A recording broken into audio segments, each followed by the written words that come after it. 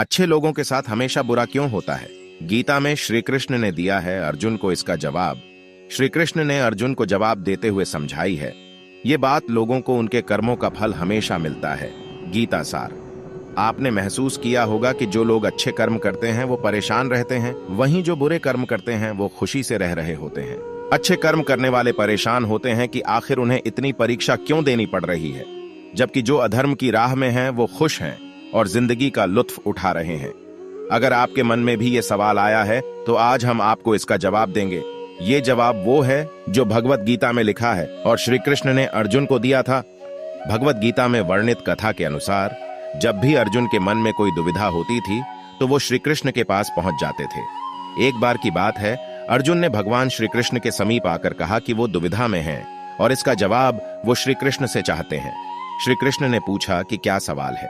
अर्जुन ने कहा, मुझे ये जानना है कि अच्छे लोगों के साथ हमेशा बुरा ही क्यों होता है, वहीं बुरे लोग खुशहाल दिखते हैं। अर्जुन के मुंह से ऐसी बातें सुनकर श्री कृष्ण मुस्कुराए और कहा, मनुष्य जैसा सोचता है और महसूस करता है वैसा कुछ नहीं होता है, बल्कि अज्ञानता की वजह से वो सच्चाई नहीं समझ पाता है। अर्जुन उनकी ये बात समझ नहीं पाए। इसके बाद श्री कृष्ण ने क्या कहा वो जानते हैं।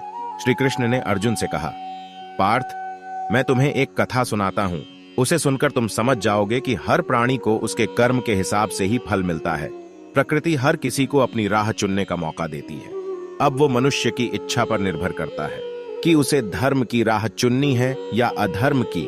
कथा शुरू करते हुए श्री कृष्ण ने कहा, एक नगर में दो पुरुष रहा करते थे। एक पुरुष व्यापारी था जिसके जीवन में धर्म की बहुत महत्ता थी। वो पूजा पाठ में यकीन रखता था। वो हर रोज मंदिर जाता था और दान धर्म भी करता था और हर रोज भगवान की पूजा करता था। वहीं दूसरा पुरुष बिल्कुल विपरीत था। वो हर रोज मंदिर तो जाता था लेकिन पूजा करने नहीं, बल्कि मंदिर के बाहर से जूते चप्पल चुराने। उसे दान और धर्म से कोई लेना देना नहीं था। समय बीतता गया और एक दिन बहुत जोर की बारिश हो रही थी। इस वजह से मंदिर में पुजारी के अलावा कोई नहीं था। ये बात जब दूसरे पुरुष को पता चली तो उसने कहा कि ये सही मौका है मंदिर का धन चुराने का। पंडित से नजर बचाकर उसने मंदिर का सारा धन चुरा लिया।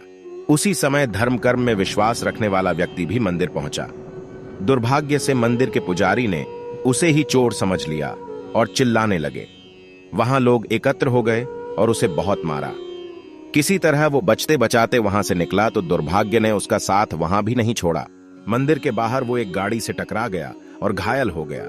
फिर वो व्यापारी लंगड़ाते हुए घर जाने लगा तो रास्ते में उसकी मुलाकात उस पुरुष से हुई जिसने मंदिर से धन चुराया था। उसने कहा, आज तो मेरी किस्मत चमक गई, एक साथ इतना सारा धन मिल गया। ये सब देखकर उसे बहुत बुरा लगा और उसने अपने घर से भगवान की सारी तस्वीरें निकाल दी। कुछ सालों बाद दोनों पुरुषों की मृत्यु हो गई। मरने के बाद जब दोनों यमराज की सभा में पहुंचे और भले पुरुष ने दूसरे व्यक्ति को देखा तो उसे बहुत गुस्सा आया।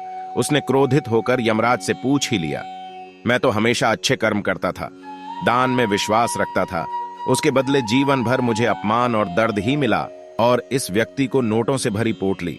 आखिर ऐसा भेदभाव क्यों? इस पर यमराज ने कहा, पुत्र, तुम गलत समझ रहे हो। जिस दिन तुम्हारी गाड़ी से टक्कर हुई थी वो दिन तुम्हारे जीवन का आखिरी दिन था, परंतु तुम्हारे अच्छे कर्मों की वजह से तुम्हारी मौत सिर्फ एक छोटी से चोट में बदल गई। तुम इस दुष्ट व्यक्ति के बारे में जानना चाहते हो। दरअसल इसके भाग्य में राजयोग था, मगर इसके कुकर्मों और अधर्म की वजह से वो सिर्फ एक छोटी सी धन की पोटली में बदल गया। कथा सुनाने के बाद श्री कृष्ण अर्जुन से कहते हैं, पार्थ, क्या अब तुम्हें तुम्हारे सवाल का जवाब मिल गया? ऐसा सोचना कि भगवान तुम्हारे कर्मों को नजरअंदाज कर रहे हैं, ये बिल्कुल भी सत्य नहीं है।